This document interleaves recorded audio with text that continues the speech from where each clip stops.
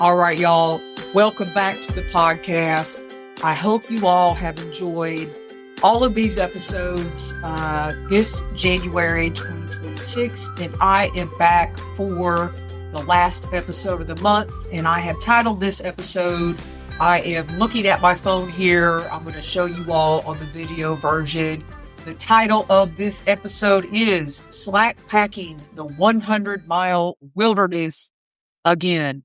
That's right, folks. I've got plans this summer, 2026, to slack pack the 100-mile wilderness and summit Katahdin. But before we get into that, I've basically got 6 talking points that I want to go over with you guys before I get to how I'm going to hike the 100-mile wilderness and why I decided to do that. So 6 talking points. Number 1, how my hiking style has evolved. Number 2, my sweet spot for miles when it comes to daily mileage. Number 3, I will backpack when necessary, but really it's not my favorite thing to do.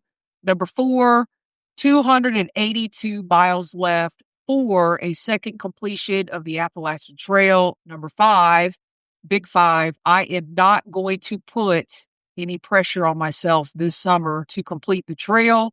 And then number 6 is how I am going to be slack packing the 100-mile wilderness this summer. I alluded earlier that I will be going with a guiding company, and I'll get into that toward the end of the episode. But first things first, I have really noticed, this is my point number 1, that my hiking style has evolved over the years, especially since we purchased the van back in, I believe it was the spring of 2019. So I've always loved to slack pack and day hike, and I've been backpacking many times, but backpacking is not my preferred method of hiking. I love where we can go different places in the van. We can find campgrounds. We can base camp. I can do day hikes.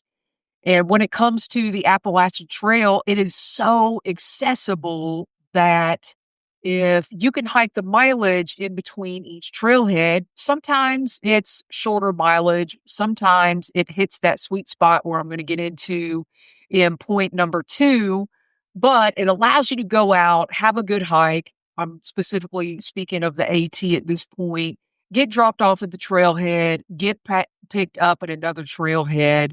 And there are books out there about this. I have almost been to every trailhead you can think of along the Appalachian Trail. And honestly, that's my preferred method of hiking. If I had to relabel myself, which I'm not going to put a label on myself, I already have a label as a section hiker, but I would almost say that I am more of a day hiker. Some people call it slack packing. It's only called slack packing on the Appalachian Trail, but my preferred method of hiking these days is day hiking the trail. Now, I do have trails that I know you have to backpack. Like, I still got in the back of my mind that I still have a date with the John Muir Trail. I know you have to backpack that trail. So when I go out there to do that, it will be backpacking. But just right now, January 2026, how my hiking has evolved, I prefer day hiking, and I'm going to do that as much as I can this summer, unless I need to go and spend a night or 2 out. But I mean, that'll be the most. So that is point number 1. Point number 2, my sweet spot for miles is about 13 miles. That is a good day for me on the trail. So anywhere between 10, 11, 12, 13 miles, you got good miles in the morning. You got time to have a great lunch on the trail. You've got good afternoon miles. And then that gives you time, or me time, to get back to the trailhead, get back to the van, get back to the campground, eat a good meal, and go right back at it again. So my sweet spot that I have found where my body recuperates, I can get rest, is about 13 miles. Anything over that, my feet start to kill me, and it's just too much. Now, If there's a trailhead that has like 14 miles in between, I mean, obviously I would go that 14 miles. But when it gets up into 15, 16, 17, 18, 19, 20 miles in between trailheads, that is when I will decide, yep, I'm going to go out, spend the night for one night, and then the next day I will be at the trailhead. And then that keeps the pack weight down. You only need 1 or 2 nights of food, and you're not busting out of there with a full, complete pack. So, number one, my hiking style has definitely changed. Number two, my sweet spot for miles is about 13 miles. That's a good day on the trail. And then point number three, this is what I wrote down very specifically. I will backpack when necessary, but not preferred. I believe as I've gotten older and as I've gotten late 40s into my 50s, and again, going back to getting the van and how we travel and how we get around in the summer, I mean, backpacking is not necessary for the hiking that I like to do.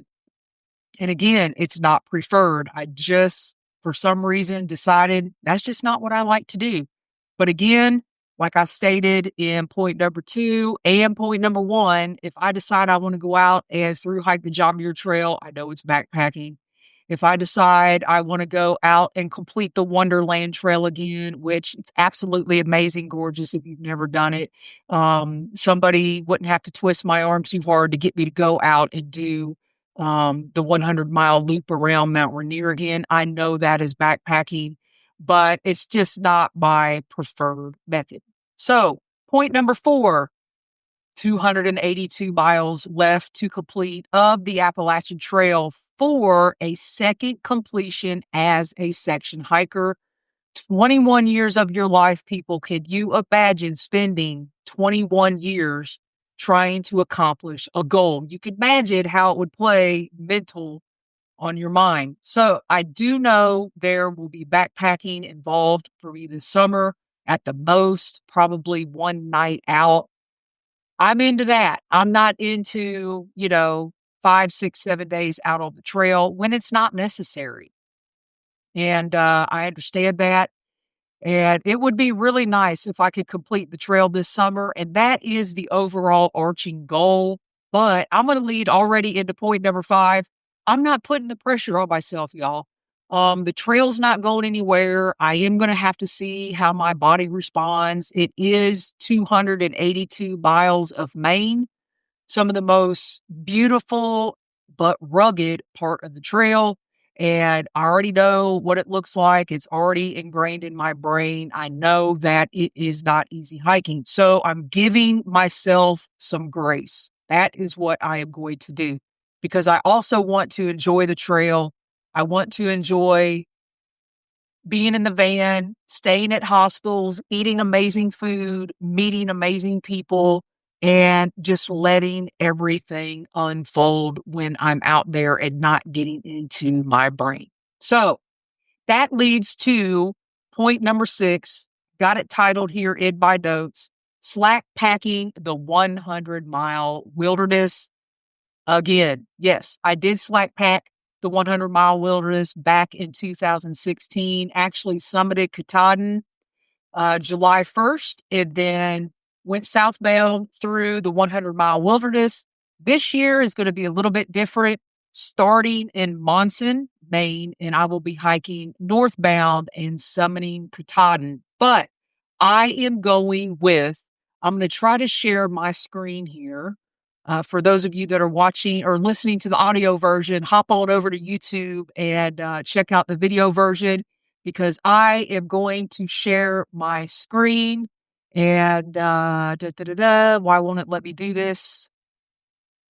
I thought I was going to share my screen. Oh, here we go. Share.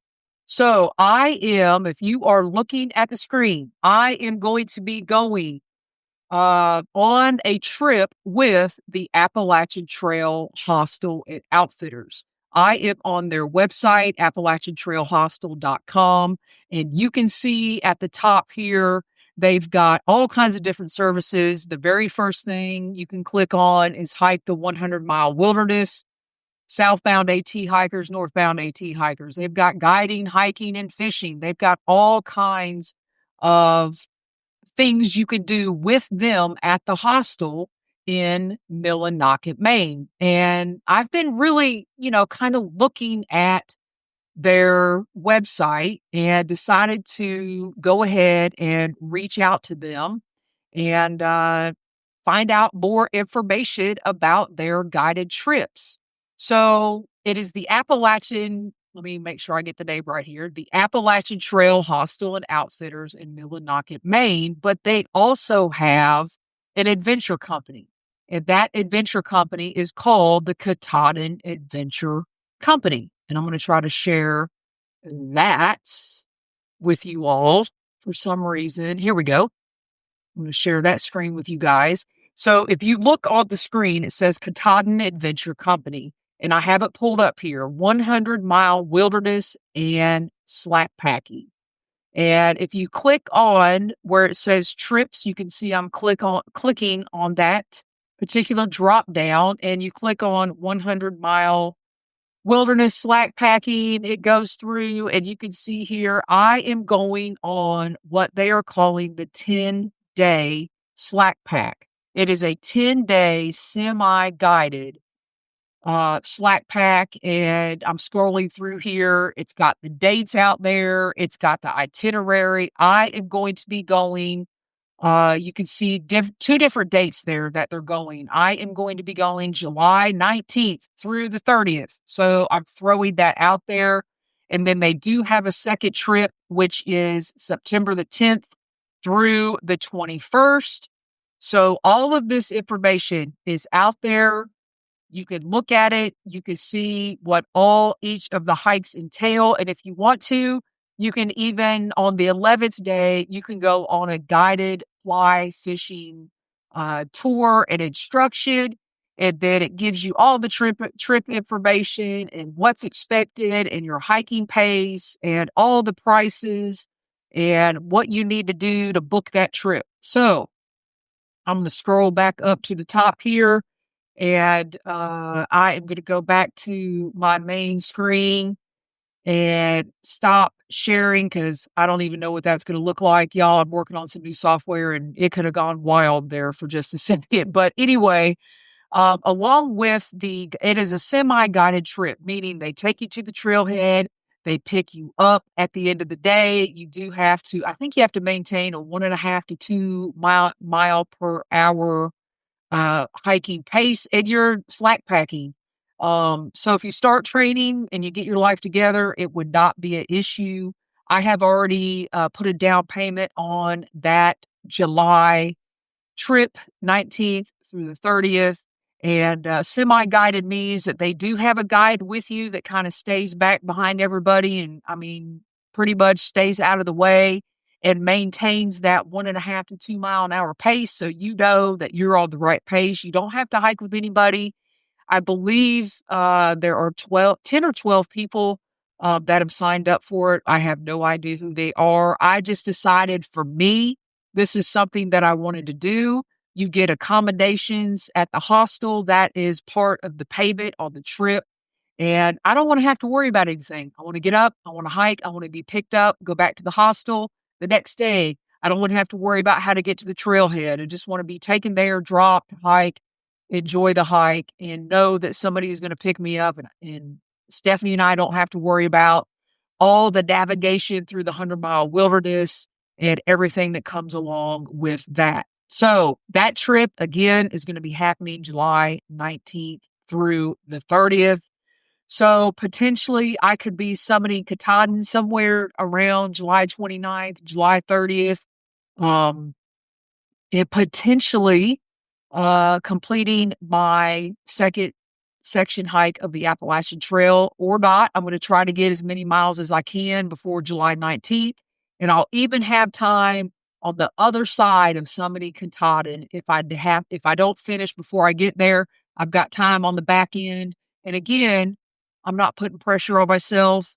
The only thing I do know I'm doing this summer is I am going through the 100-mile wilderness and I am summiting Katahdin, and everything else is icing on the cake. but the goal is we're going to try to make it happen. So there you have it, y'all. The final episode of January, kind of like a January series of episodes, and rounding out with letting you all know just a little bit about what I have planned and what I'm going to be doing this coming summer as far as hiking goes. Once again, I truly appreciate you all listening and staying on board for what is the 6th year of the Jester Section Hiker podcast. So thanks for listening. Be safe outside, everybody, and happy section hiking.